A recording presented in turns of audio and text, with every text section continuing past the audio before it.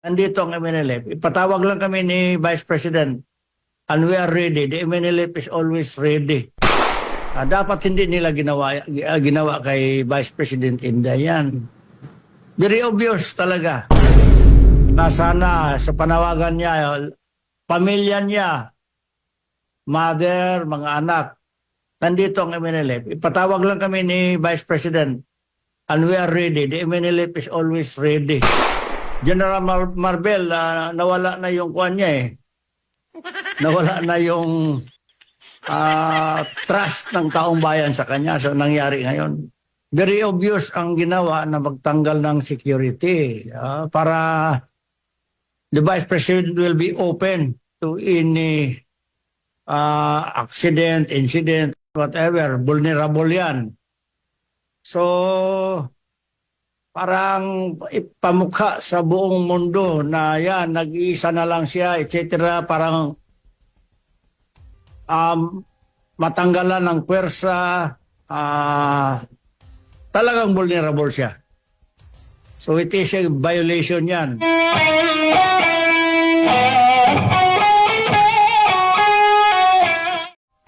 Pagdating po sa usaping seguridad, ang pangalawang pangulo po ba ay nakikita ninyo, ma-assess nyo ba na walang banta laban sa kanya? Very obvious. Sa tingin ko lang sa lahat ng nakikinig, Assalamualaikum warahmatullahi ta'ala wabarakatuh. Very obvious ang ginawa na magtanggal ng security para the Vice President will be open to any accident, incident, whatever. Vulnerable yan. So, parang ipamukha sa buong mundo na yan, nag-iisa na lang siya, etc. Parang matanggalan ng pwersa, talagang vulnerable siya. So it is a violation yan. Gaano namang kahalaga na yung mananatili sa kanya na security ay meron siyang trust and confidence? Kasi napansin niya, yung pawang mga tinanggal sa kanya, yung matatagal na rin sa kanya, galing sa Mindanao, yun pa yung mga nilipat dito, tapos yung mga meron na mga ibinigay doon, na yung mga natitira, pero hindi siya yung pumili. Gaano kahalaga na meron kang trust and confidence sa yung nakapaligid sa iyo? Number one, pinakamahalaga talaga na yung security mo, trusted mo talaga yan. Mahirap maglagay ng security na wala kang tiwala. So, hindi ka mapalagay talaga dyan. Deliberate yan na gano'n ang ginawa para ma-demoralize ang ating Vice President, the second highest office of the land. Dapat hindi nila ginawa kay Vice President Inday yan. Very obvious talaga. Opo, at si Senador Ronald Bato de la Rosa nag-post po na kumbaga nanawagan sa lahat ng mga nasa o galing ba sa security sector o marunong ng armed combat na willing, no, in bayanihan para sa pagbibigay ng seguridad dito kay Vice President Inday Sara. Sinigundahan naman ito ni Senador Robin Hood Padilla at ni Senador Bongo, at nakita ko rin po sa post ninyo na handa rin kayo na magbigay ng seguridad po sa pangalawang Pangulo.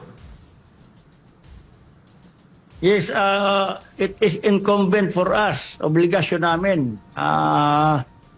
Hindi namin pwede mabayaran ang pag-secure ng mga Duterte sa amir namin, ng aming founding leader, Professor Normiswari, na nandito sa Davao. Malaki ang utang na loob namin sa kanilang pamilya. So, hindi kami pwede magpabaya. Kung kailangan nila kami, nandito kami, physically, kasama na mga prayers namin, na sana sa panawagan niya, pamilya niya, mother, mga anak, nandito ang MNLF. Ipatawag lang kami ni Vice President and we are ready. The MNLF is always ready for this one. Anytime. Opo. Ready kami. Ito ang answer namin sa panawagan ng mga mahal natin ng mga senador, sila Senator Bongo, Senator Bato, at saka si Senator Robin. Here we are, the MNLF. We are ready. Opo. And ano naman po yung masasabi ninyo na ikinukumpara ng si VP Sara kay dating Vice Presidente Leni Robredo? Mayroon bang pagkakahalintulad kung i-assess mo kung pagdating sa seguridad, saan ba ang mas nangangailangan ng seguridad dahil sa kanilang mga stand? Alam naman natin, vocal si Pangalawang Pangulo Inday Sara Duterte sa paglaban dito sa CPP, NPA, NDF mula pa noong ito ay alkalde at hanggang sa kasalukuyan. Unlike dito naman kay VP Leni, di ko lang alam kung sino po yung talagang meron siyang mga matinding mga pronouncement po. Very dangerous kasi kaya nga nasabi ko vulnerable ang ating mahal na Vice President kasi very loud, very vocal ang ating Vice President against sa CPP, NPA, mga kapatid natin dyan sa kabila. Itong NTF-ELCAC na issue, strong ang support ng ating mahal na Vice President. Kaya siguro deliberate na tinanggalan ng security para ayan na, ambusin nyo na yan. So, kasi threat siya, hindi politically, threat talaga siya. As sabi according to the Vice President, obvious naman, wala namang iba, designated survivor yan. Whether we like it or not, she will be the next president. Kung talagang magkaroon ng patas na eleksyon. Kaya parang desperado na. O wala nang security yan. She is open. So, deliberate yan. Pero nandito naman tayo. O kaya, ito, samantalahin ko na ito. Panawagan, calling all Mindanaoans, especially in Davao City, let's all unite for justice and restore confidence sa ating mga kapulisan, sa police force. Let's all unite and kailangan natin suportahan ang ating mahal na Vice Presidente. At sabahanay naman ng mga kapulisan, kung kailangan ninyo ang support namin, we will support na maayos natin ito sa anumang bagay. Siguro I will rather recommend. Marami namang pwedeng maging chief PNP dyan na may alam ng batas, na may background ng law.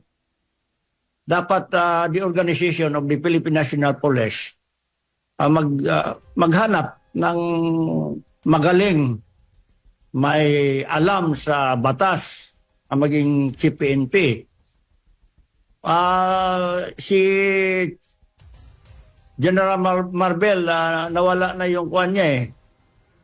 Nawala na yung trust ng taong bayan sa kanya sa nangyari ngayon.